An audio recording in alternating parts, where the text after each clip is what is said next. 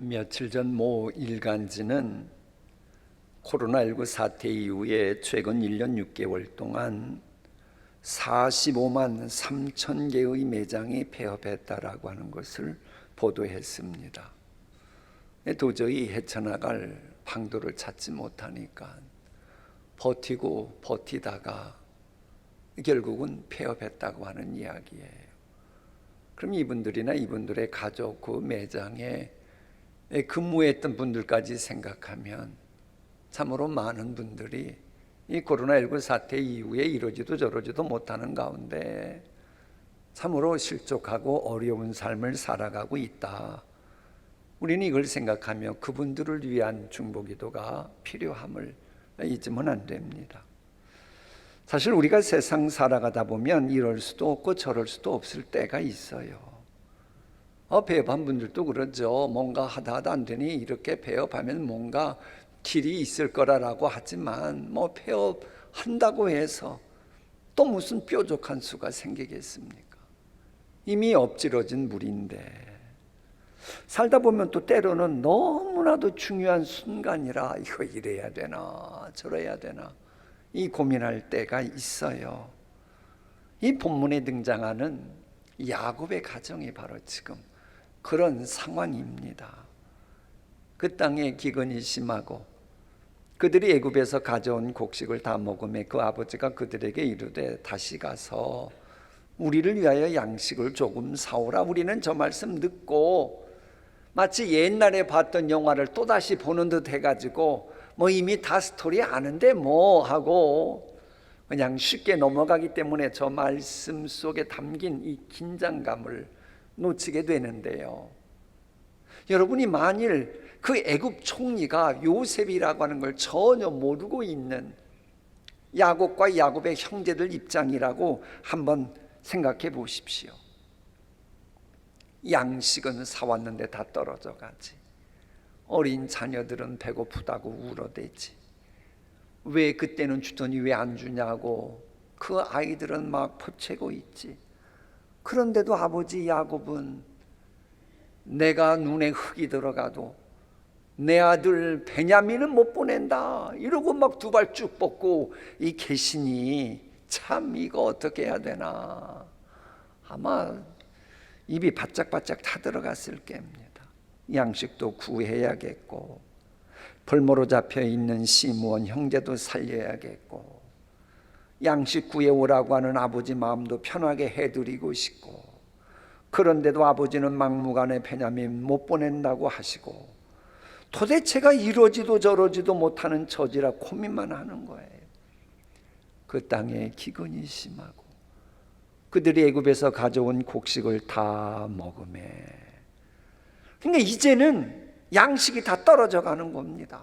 양식이 그럼 빨리 돈은 있으니 애굽에 가서 사오면 좋겠는데 이 자꾸 타이밍이 미뤄지는 거예요. 빨리 가서 사오지 않으면 이 식량이라고 하는 게 질년 대기근 그런 상황 속에 있기 때문에 언젠가는 이것도 품절될 수 있는데 이 타이밍 놓치면 돈 있어서 식량을 사오지 못하는데 이러지도 저러지도 못하는 그런 처지입니다. 그러나 이제는 더 이상 고민할 수도 없는 그런 처지까지 왔어요. 왜? 야곱의 형제들은 그동안 버틸 때까지 버텼거든요. 우리같이 지하지 아니었다라면 벌써 2번이나 갔다 왔으리이다. 이를 악물고 버틸 때까지 버텼지만 뾰족한 묘수는 떠오르지 않고 문제 해결되는 게 없이 상황만 더 악화되어 가고 있는 겁니다. 이럴 때 어떻게 해야 합니까? 여러분 같으면 이럴 때 어떻게 하시겠습니까? 이 본래 하나님이 주신 어려운 시련이 닥칠 때요, 어떤 때는 꾹 참고 견디면서 때를 기다리기만 하면 문제가 자동적으로 해결되는 경우가 있습니다. 예컨대 하나님께서 나의 믿음을 연단시킬 때는요, 그저 꾹 참고 기다리는 게 최고 상수지 자꾸 몸부림치고 머리 써봤자 아무런 소용이 없습니다. 그런 경우는 꾹 참고 때를 기다리는 게 최고의 수입니다. 그런데요, 생활과 관련된 시련을 허락하실 때는 꼭 참기만 한다고 되는 게 아닙니다. 지금 당장 가족들이 굶어 죽을 판인데 믿습니다 하고 기다리기만 하면 되겠습니까? 그러면 가족들 다 굶어 죽습니다. 그럴 때는 문제 해결을 위해서 기도하면서 행동해야 돼요. 기도하면서 지혜 구하고, 기도하면서 사람 만나고, 기도하면서 시간도 투자하고 노력하고 그래야 돼요. 왜?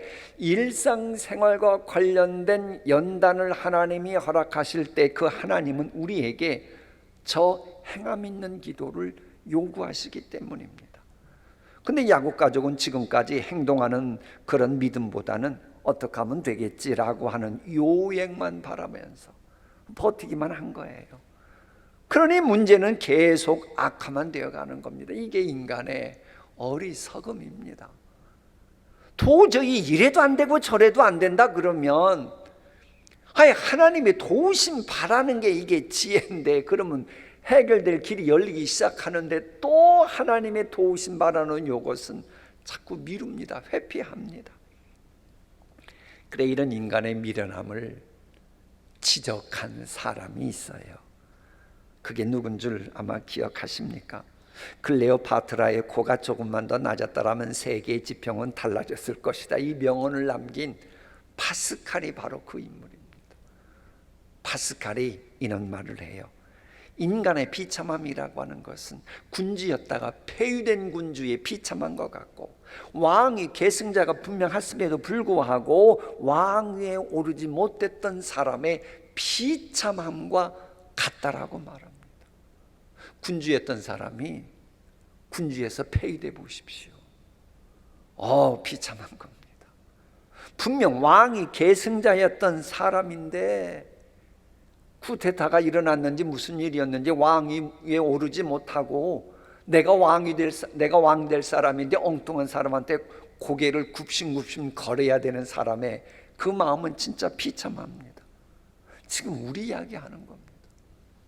이제 우리는 만왕의 왕 되신 하나님의 자녀가 되었음에도 불구하고 왕같이 살아갈 생각을 전혀 못하고 사탄 마귀에 휘둘리면서, 숫자에 휘둘리면서 살아가는 것을 당연시 여긴다. 이게 바로 인간의 비참함입니다. 이런 비참함을 극복하려면 이제라도 만왕의 왕 되신 하나님의 도우심을 간구해야 하는데 웬일인지 그런 좁은 문을 찾고 좁은 길을 걸어가려고 하는 사람이 적다고 한 우리 주님의 명령 말씀이 있어요. 파스칼의 말대로 인간은 하나님의 도우심을 받겠다고 하는 좁은 문으로 들어가는 것은 회피하고 그 대신에 눈에 보이는 피조물들, 권력이나 물질을 통해 도움을 받으려고 합니다. 이게 어리석은 거예요. 여러분, 인간에게 도움 받는 거 있잖아요. 하나님이 허락하실 때만 인간의 도우심이 가능한 겁니다. 하나님이 허락하시지 않으면 그 누구도 도움받지 못합니다. 사실 인간 야곱도요, 그렇게 베델에서의 신앙 체험, 야복 강가에서의 신앙 체험 있었음에도 불구하고 너무나도 힘들고 어려우니까 하나님의 도우심 구할 생각을 못하는 꼭 불신자와 비슷했던 적이 있어요. 그런데 시간이 지나면서 야곱의 가정은 애굽 고센 땅에 거주하며 거기서 생업을 얻어 생육하고 번성하는 그 단계로 나아갑니다. 이 둘 사이에 엄청난 갭이 있었어요. 그렇게 신앙체험했음에도 불구하고 사면 초가에서 헤매던 사람이 저렇게 고센 땅에 거주하면서 생육하고 번성하는 아브라함이 허락했던 약속의 주인공 되는 이 갭이 있었어요. 그 갭을 메꿨던 사람이 누군 줄 아십니까? 하나님이 누구를 보고 저렇게 급반전을 이루신 줄 기억하십니까? 그 사람은 뜻밖에도요, 간교했던 며느리 다말의 함정에 빠져가지고 부끄러운 역사를 남겼던 해서 아버지 야곱의 먹칠을 했던 넷째 아들 유다가 바로 그 일을 감당하는 사람이 됩니다. 저렇게 부끄러운 이 가문의 수치를 남긴 인간이 어떻게 사면 초가를 탈출하게 하는 축복의 통로로 쓰임받을 수 있나? 그건 말도 안 된다. 맞아요. 그런데 하나님은 말도 안 되는 그런 유다를 사용하셨어요. 왜 그런 줄 아십니까? 유다가 왕 같은 제사장의 그림자 역할을 했기 때문입니다. 주님은요, 그 어떤 죄인이라도 얼마든지 원하시면 새로운 피조물로 귀하게 사용하실 수 있는 겁니다. 그러니까 우리 가운데 내가 어떻게 이렇게 힘들고 어려운데 그런 축복의 통로가 될 수 있어? 그런 생각 자체가 이건 아주 이교도적입니다. 성경적이질 않아요. 아무리 부패하고 썩어 빠진 고물이라고 해도 그 풀무불에 들어가면 새로운 피조물 되어가지고 백악관이나 청와대 식탁에까지 오를 수 있다고 하는 이 상식을 아는 사람이 영적인 진리를 아는 기독교인입니다.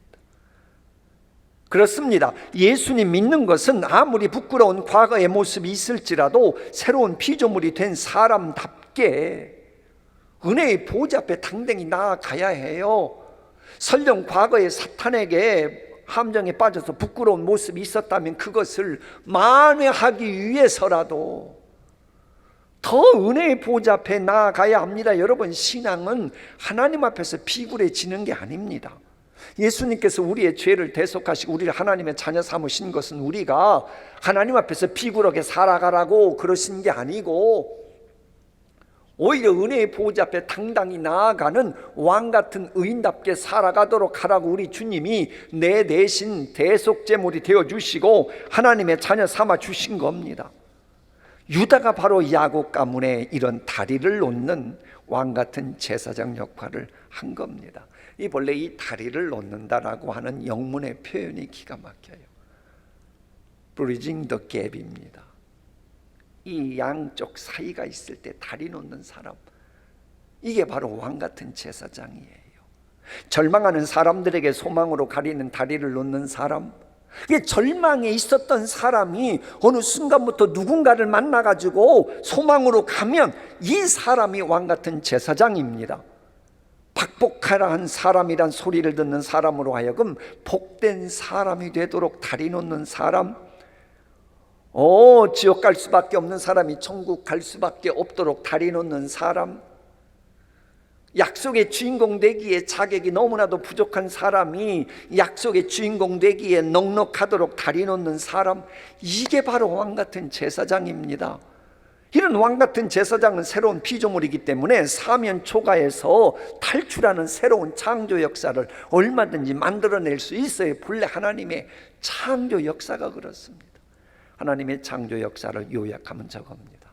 카오스에서 말씀으로 창조하셔서 코스모스 만드는 겁니다. 무질서에서 뒤죽박죽 엉망진창인 그런 삶이 조화를 이루고 하모니를 이루는 삶, 만들어내는 삶, 그게 바로 다리를 놓는 왕같은 제사장입니다. 도대체가 어둠 속에 있었던 심령이, 불안정할 수밖에 없었던 심령이 어느 순간부터 빛을 발견하고 안정된 삶을 살아가고 아무것도 그 약속의 주인공 되기에 없었던 인간이 뭔가 새로운 자격을 만들어가는, 이게 바로 하나님이 원하시는 창조 역사의 엑기스입니다. 이 역할을 유다가 한 겁니다. 이 다리를 놓기 위해 이렇게 애쓰는 유다 같은 사람이 있으면 공동체의 앞날에 그 소망이 비치기 시작합니다. 이래가지고요, 이 다리를 놓는 사람 유다가 이때부터 그 12지파의 리더가 되기 시작합니다. 여러분, 우리가 잊지 말아야 되는 게 있어요. 야곱에게는 유다의 형들이 있습니다. 근데 그들은 전혀 야곱 눈에 리더감으로 인정을 안 해줍니다. 여러분, 교회도 그래요. 다리를 놓는 사람이 리더가 되어야 그 교회가 가능성이 있어요. 다리는 놓지 못하고 그저 세상 사람들이 다 하는 식으로 막 비판만 해야 되는 사람이 되면 큰일입니다. 가정도 마찬가지예요. 가정도 이 절망 가운데 있는 가정이 소망을 갖도록 다리 놓는 사람이 있어야 그게 바로 그 가정이 소망이 있습니다. 그래서 이 야곱이 유다를 리더로 인정하는 말씀이 이렇게 나옵니다. 우리 한번 다 함께 읽어볼까요? 시작. 야곱이 유다를 요셉에게 미리 보내어 자기를 고센으로 인도하게 하고 다 고센 땅에 이르니. 이제 야곱 눈에는 다른 자식들은 별 기대거리가 없는 거예요. 그러니 넷째지만 유다 너 이리 와봐. 너 과거에는 참 부끄럽게 했지만 좋다. 내가 너를 삼아서 미리 보낸다. 고센으로 우리 인도하게 하라. 이랬다는 겁니다. 사면 초가에 빠진 공동체로 하여금 어려움을 당하게 할 현대판 고센 땅으로 인도할 21세기의 유다는 누굽니까? 어려움을 당하게 할 고센 땅을 향해 다리를 놓는 사람은 여러분 가정에서 누구입니까? 실상 그런 사람이 필요합니다. 얼마 전에 이제 대통령 선거를 앞두고 어느 대선 후보 가족이 조용히 저에게 전화를 하고 찾아와서 기도 부탁할 때 제가 기도 부탁하기 전에 한마디 했습니다. 왜? 말씀 가지고 이게 먹혀야 기도해도 열매 맺을 거 아닙니까? 그럼 그거에서 요약하면 그 말씀을 주는 그 말씀의 내용은 소망의 다리를 놓는 대안을 강구해야 된다는 것이었어요. 그리고 기도한 겁니다. 왜 그렇습니까? 선악과 따먹는 것은 세상 사람들도 다 알아요. 이제 뭐 신문 보고 인터넷 보고 뉴스 보고 그거 다 아는 그걸 가지고 내가 나라의 대통령 되겠다 이런 나라는 소망이 없어요. 선악과 따먹는 건 누구나 다 아는 거니까 그런 거 말고 소망의 다리를 놓는 사람이 지금 우리에게 필요한 거 아닙니까? 이렇게 다리를 놓는 자식이 있으면요 부모님들도 살맛이 납니다. 그래 야곱이 죽고 싶어 어쩔 줄 모를 그럴 사람이요 이 유다 가닥에 어느 순간부터 나 죽어도 여한이 없다 그럽니다. 창세기 46장 30절 말씀이죠. 야곱이 그러는 거예요. 나는 지금 죽어도 조카도다. 나는 더 이상 바랄 것이 없다. 그러면서 죽음을 맞이한다. 이게 복된 죽음이 아닙니까? 이런 복된 죽음을 뭉크 디미티스라 그럽니다.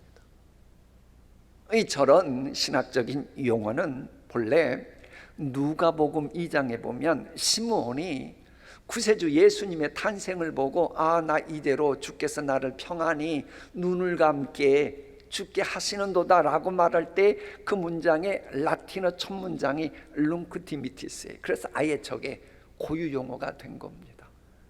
그러니까 저 말은 죽음을 맞이해도 더 이상 바랄 것이 없이 참된 평안과 안식을 누리는 상태로 죽는 거예요. 부모님이 이런 죽음을 맞이하도록 한다면 그게 진짜 효자 효녀 아닙니까? 유다는 아버지 야곱으로 하여금 죽어도 여한이 없다고 하는 고백을 하도록 만들었던 효자입니다. 이렇게 약속 있는 첫 계명인 효도를 하는 유다이기에 하나님도 유다 지파는 탁월한 은혜를 베푸십니다. 함께 읽습니다. 유다야 너는 내 형제의 찬송이 될지라. 내 아버지의 아들들이 내 앞에 절하리로다. 누가 유다를 범할 수 있으랴. 유지는 그거예요. 유다 다리를 놓는 너구나. 너는 네 형제의 찬송이 되도록 높여줄게. 네 아버지 아들들이 네 앞에 절하도록 만들어줄게. 그런 너를 누가 범할 수 있냐 그 이야기인데 여러분 이스라엘이 자랑하는 왕 다윗, 솔로몬 이들이 바로 이 유다의 후손들입니다. 하나님이 그렇게 역사 주관하시는 겁니다. 이러지도 저러지도 못하는 사면 초가의 상황이라고요. 왕 같은 제사장이 있으면 이제 길이 보이는 겁니다. 이건 나라도 마찬가지예요. 왕 같은 제사장 역할을 하지 못하고 현실에만 휩쓸리는 그런 공동체는 사면 초가에서 탈출하지 못합니다. 여러분, 한때 아시아에서 찬란한 국가다 이 소리 들었던 나라가 어디였죠? 필리핀이었잖아요. 그런데 시련 견디지 못하고 그냥 휩쓸려 가니까 지금처럼 보잘것없는 나라 되고 말았습니다. 한때 세계적인 5대 강국 소리 들어가지고는 유럽 사람들, 특히 남유럽 사람들이 나 저 나라로 이민 갈래 했던 나라가 바로 아르헨티나입니다. 그러나 아르헨티나는 경제 공황에 휩쓸려서 소망 없는 사람을 결국 리더로 세우지 못해가지고 최근까지 여러 번 국가부도를 맞아야 될 정도로 추락하고 말았습니다. 주변에도 보면 잘 나가던 기업이나 가문도 폐가망신한 경우 여러분들이 더 많이 알고 계실 겁니다. 왜 이렇게 된 거예요? 결국은 역경과 소망 사이에 다리를 놓는 왕 같은 제사장이 없기 때문에 그런 겁니다. 그러나 덴마크 보세요.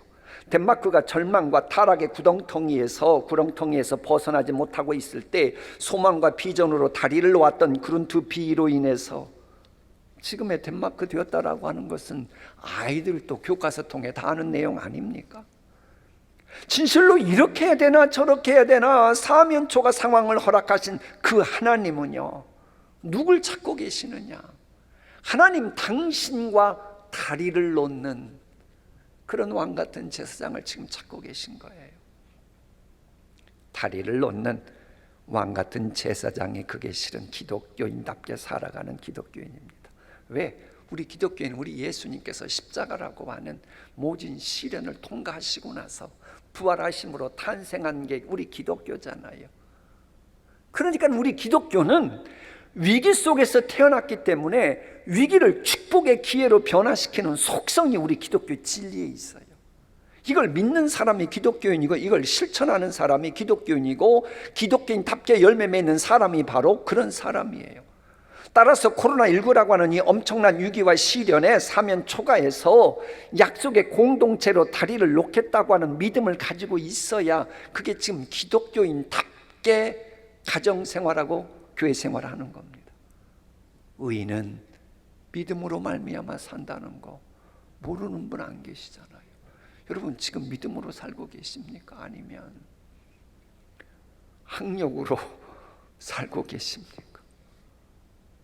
세상 부귀영화 믿고 살아가고 계십니까? 그것들은 하나님이 주신 보너스니까, 액세서리니까 그것도 잘 간직은 하세요.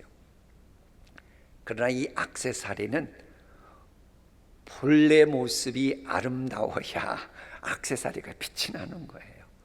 하나님 보시기에 의인은 믿음으로 말미암아 삼기 때문에 믿음으로 살아가는 것이 있고 난 후에 여러분에게 있는 그런 액세서리들은 빛이 나는 겁니다. 이제 한번 여러분 자신에게 스스로 답해 보십시오. 이러지도 저러지도 못하는 사면초가에 빠진 것 같은 현실 속에서 불안과 두려움과 근심, 걱정, 염려로 살아가지 않고 정말로 믿음으로 내가 지금 살아가고 있노라고, 믿음으로 살아가는 언행을 지금 하고 있다고 하나님 앞에서 여러분 자신에게 솔직히 답할 수 있겠습니까?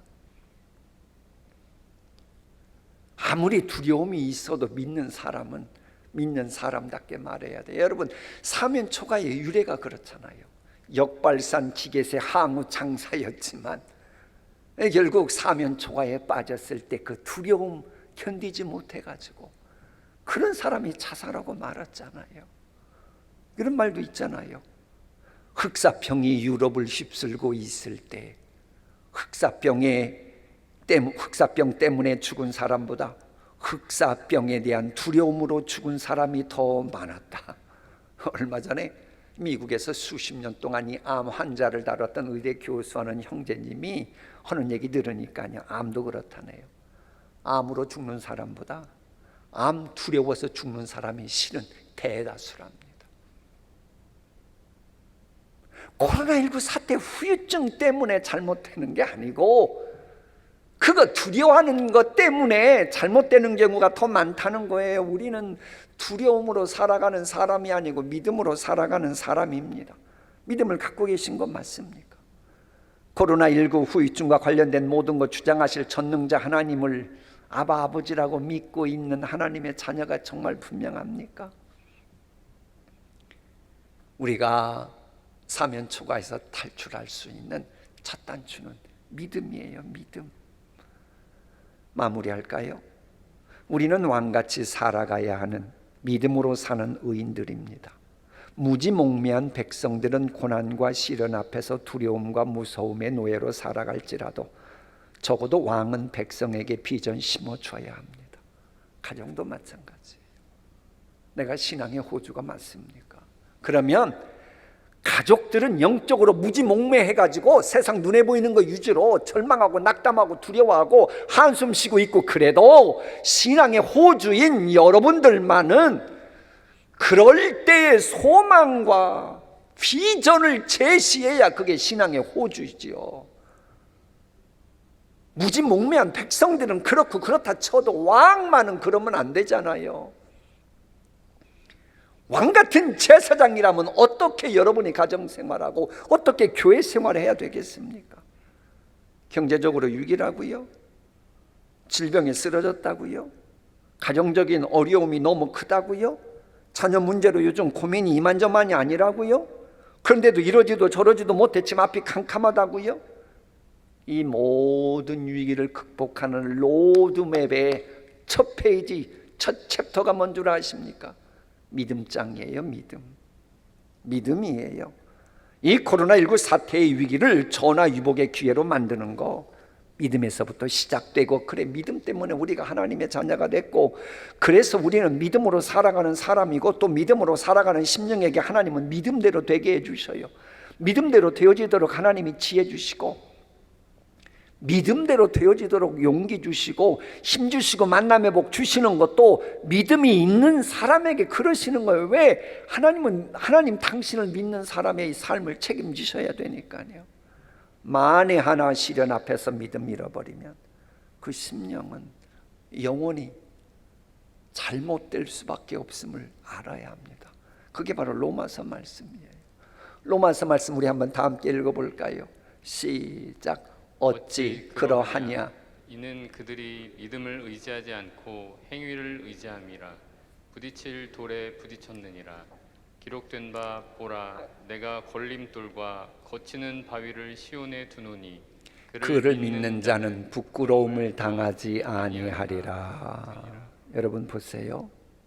코로나19가 두렵다고요? 왜 두려운 거예요? 가장 밑에 줄에 있는 말씀처럼 부끄러움 당할까 봐 두려운 거 아닙니까? 부끄러움 당하는 인생, 부끄러움 당하는 가정 될까 봐 두렵잖아요. 근데 모든 두려움을 이기는 것은 믿음이라고, 믿는 자는 부끄러움 당하지 않는다고 말씀하고 계시잖아요.